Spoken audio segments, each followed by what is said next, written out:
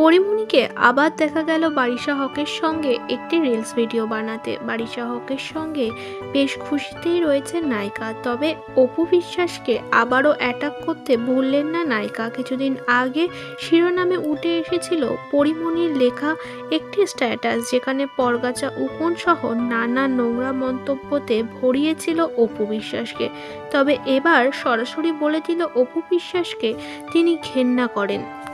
অপু বিশ্বাস ভালোটা কি আসলে বাসো?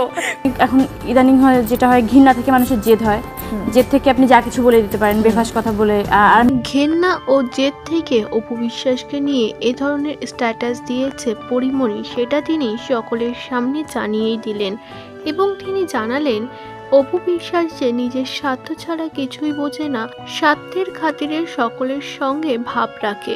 একটা সময় বুবলির সঙ্গে তুলতামুল ঝগড়া চলেছিল পরিমণির, তখন পরিমণির সাপোর্ট নিয়ে পরিমণির হয়ে কথা বলতে দেখা গিয়েছিল অপু বিশ্বাসকে।